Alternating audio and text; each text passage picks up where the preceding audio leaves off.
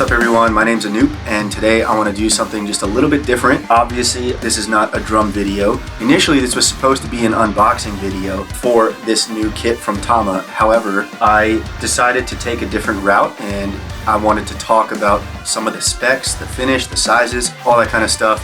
Just give you my thoughts on walnut birch versus birch bubinga. And yeah, so let's get to it. Time-lapsing the drums, time-lapsing the drums. Unboxing the drums, but then we're gonna time-lapse. Look at that finish! Look at that finish! Whoa. That's crazy. What is even happening right now? This behind me is my new kit from Tama. It's a Starclassic Birch Walnut. I absolutely love it. It sounds amazing. It looks beautiful. I can't thank Tama enough for building me this kit. A blue Arctic oyster lacquer. Lacquer Arctic blue oyster. No. Blue Arctic oyster lacquer. What is wrong with you? Why can't you say this? I could just look it up on the website. But I'm not going to! My previous kit, my birch bubinga kit, was a white oyster lacquer. I've always been a fan of these oyster finishes. I think they kind of just look like candy. I really love how the swirl looks under lighting. That's why I wanted to go with another oyster lacquer look. However, I wanted to get a finish that not a lot of people were really using right now. The blue Arctic oyster behind me, that was my choice. I love it, it looks amazing. So on this kit, I got hyperdrive tom sizes. So I have a 10 by 6.5, 12 by 7, a 14 by 12, 16 by 14, and an 18 by 16, and a 14 by 6.5 snare. On my birch bubinga, it was a 10 by 8, 12 by 9, 14 by 14, 16 by 14, and a 22 by 16. I had a 14 by 14 inch tom, which was cool, but for whatever reason, I always had trouble tuning square toms. I don't know what it is about a square drum dimension. It's just very difficult to tune. That's why on this drum kit, I decided to make sure that all my floor toms are at least 2 inches shallower than they were wide. So 14 by 12, 16 by 14, 18 by 16. I'm still getting used to having 3 floor toms. I feel like a bunch of videos I've shot recently, I'm forcing myself to use the 18-inch tom more. It definitely took a lot of getting used to, but I am absolutely obsessed with that 18-inch drum. Little backstory on my birch bubinga kit. When I first joined Tama, I didn't have a Tama kit, so I actually went to a store to buy my first Tama kit while my drum kit that Tama was going to send to me was being made. So I went to Dale's Drum Shop in Harrisburg, Pennsylvania, awesome store, and I actually had to purchase 2 drum sets from them, Birch Bubinga Starclassic drums, to get the combination of sizes that I wanted. That's where I got the 22 by 16. I originally wanted a 22 by 18. However, I could only get a 22 by 16 at the time, and it ended up being the best accident ever because the 22 by 16 has just become my new favorite dimension for a kick drum. I really do want to try a 24 at some point, but a 22 by 16 is the business because the depth is 16 inches instead of 18 inches, which is a little bit more common. The bottom end is way tighter, way more to the point, way more just it's much easier to mix because the bottom end is so focused. For the toms on the walnut birch, they're 6 millimeters thick. They use 4 outer plies of birch, and then they use 2 inner plies of walnut. And the kick drum is 8 millimeters thick, and they use 5 outer plies of birch and 2 inner plies of walnut. Just to give you some comparison, the birch bubinga toms were 6 millimeters thick, and they would have 4 outer plies of birch and 3 inner plies of bubinga. The kick drum was 8 millimeters thick, and it had 5 outer plies of birch and 3 inner plies of bubinga.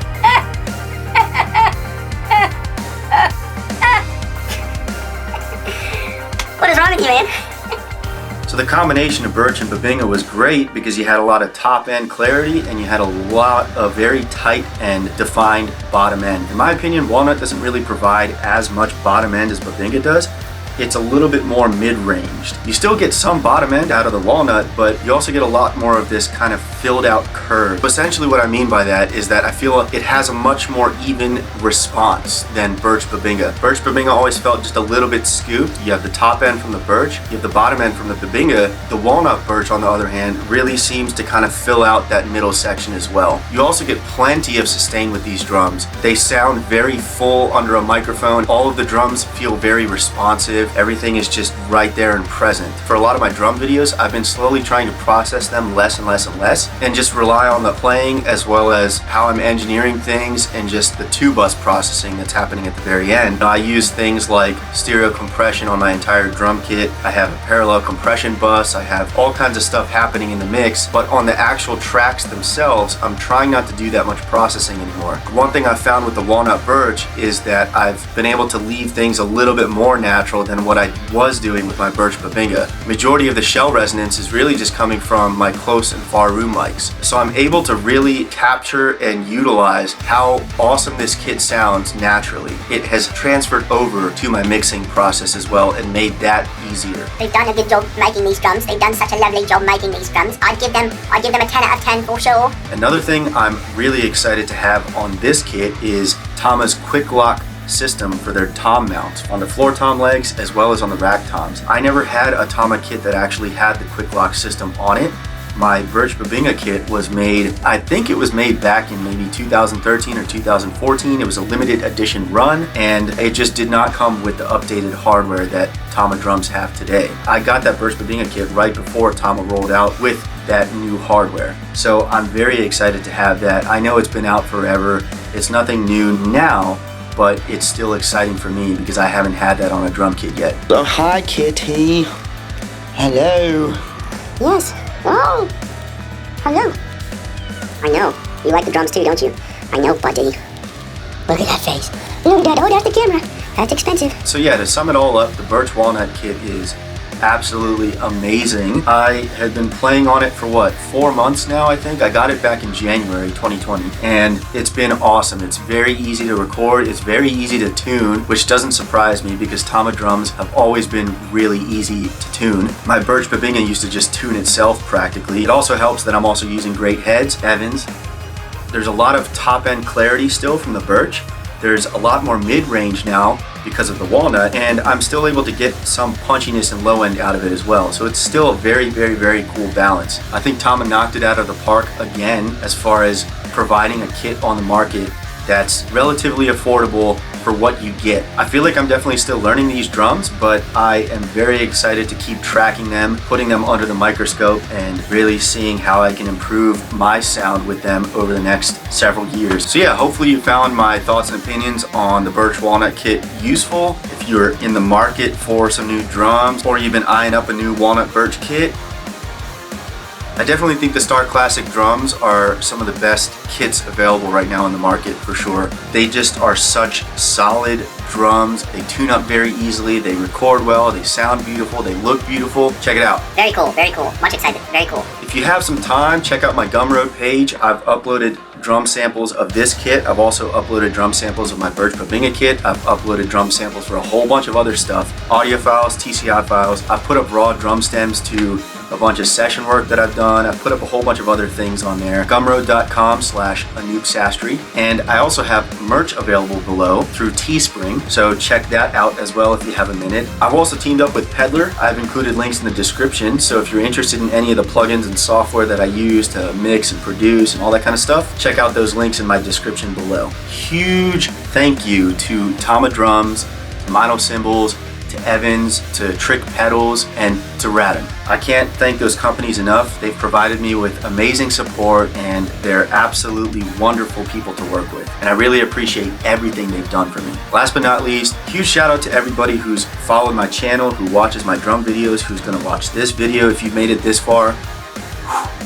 Thank you. I know I just talked your ear off about some nerdy drum stuff, but I can't thank you enough for all of the support. It really does mean a lot. And again, I really want to continue making these types of talking videos. I'm not really sure if I'm going to have the time to do them very regularly. However, it still would be nice to get some feedback in the comments section if there's anything in particular that you want me to talk about.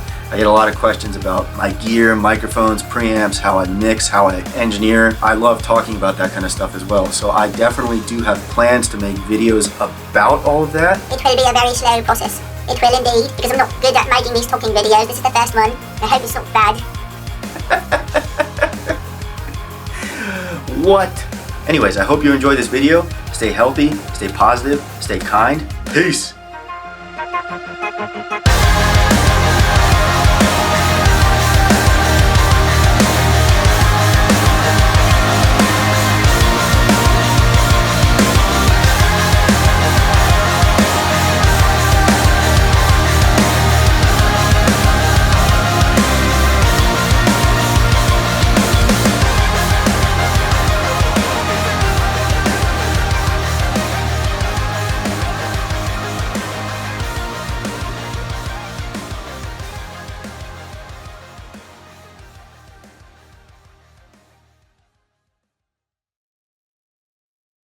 Very cool, very cool. Much excited, very cool.